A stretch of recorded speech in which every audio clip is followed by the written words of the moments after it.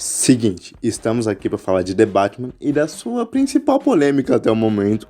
Mas antes de falar da polêmica, eu queria falar que The Batman é um filme muito diferente, um filme muito inovador pro Batman, vamos dizer assim. Um filme que eu tô muito curioso para assistir, porque parece que o Batman parece que ele vai quebrar algumas leis, que ele tem, tipo, matar alguém que sabe. Vocês sabem que o Batman não mata ninguém, mas só naquele começo ou melhor, no final daquele primeiro trailer que saiu, do jeito que eles morram aquele cara e depois falou, eu sou a vingança. O jeito que ele senta um murro naquele cara. Parece que ele matou. De verdade, parece que ele matou. Eu não sei se você, tipo, teve a mesma impressão do que eu, mas parece muito que ele matou aquele cara, mas eu não sei. Porque parece. Esse filme do Batman parece uma versão do que eles fizeram com o Coringa do Joaquin Phoenix. Que aquele Coringa do Joaquin Phoenix é um do Coringa totalmente diferente. O Coringa é muito mais sombrio. E nisso, o Batman tá muito parecido, não, tipo, não fisicamente, não visualmente, mas o jeito de agir do Batman tá muito parecido com o Coringa, sinceramente. Eu não sei se vocês perceberam isso. Mas eu não sei se vocês conseguiram entender a minha analogia aqui, mas pra resumir, é um filme que eu tô muito curioso pra assistir porque é bem diferente, um filme muito diferente do Batman. E vamos para a parte da polêmica. Vamos para a parte da polêmica, que é a dublagem. Sim, meus amiguinhos, a parte da polêmica do Wendell Bezerra. Porque, pra quem não sabe, o Wendell Bezerra é um dublador e ele sim dubla o Robert Pattinson na maioria dos trabalhos. E, pra quem não sabe, o Robert Pattinson vai fazer esse Batman. E tem muita gente criticando a voz do Wendell por ser o Wendell Bezerra, dublador do Bob Esponja, por exemplo, e que é uma voz muito característica, o que realmente é uma voz muito característica de Wendell Bezerra, a voz dele, vamos dizer assim. E isso pode sim ter atrapalhado a dublagem, mas vamos aos poréns aqui. Bom, naquela parte quando ele fala, quando essa luz tá no céu, não é um chamado, é um aviso. Isso no segundo trailer, não é um chamado, é um aviso. Ali ficou legal, ele encaixou bem, a voz tal, a voz que ele fez tal, com a voz mais grave.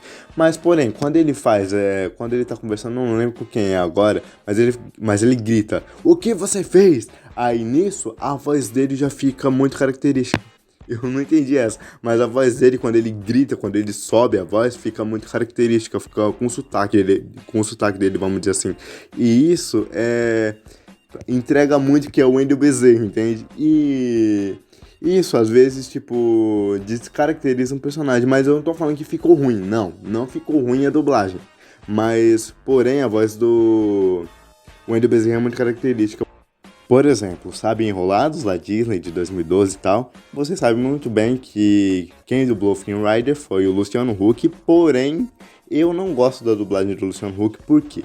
Porque ficou muito característica, ficou muito Luciano Huck. Quando eu vejo, por exemplo, a narração dele lá no começo do filme, que ele apresenta a Rapunzel e tal, pra mim eu tô vendo um programa, o Caldeirão do Hulk. Pra mim eu tô vendo o Caldeirão do Hulk como se fosse uma matéria do programa e tal. Eu não tô vendo um filme da Disney sendo dublado e tal. E caso vocês não saibam, não era pra ser o Luciano Huck. Se vocês forem ver o trailer de Enrolados, quem dubla o Flynn Rider é o Rafael Rossato, que é um dublador profissional que dubla por exemplo, o Senhor das Estrelas, do Guardiões da Galáxia, o Ethan Winters do Resident Evil Village e por aí vai, muita coisa que ele faz.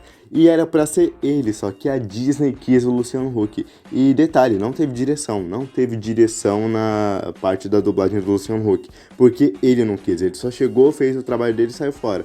E o diretor não conseguiu dirigir ele. E como vocês sabem, o Luciano Huck é um apresentador de televisão, ele não é dublador, ele não é ator, ele é um apresentador de TV, nada contra ele. Eu só tô falando que eu não curti a dublagem dele, porque parece que eu tô assistindo o próprio Caldeirão do Hulk.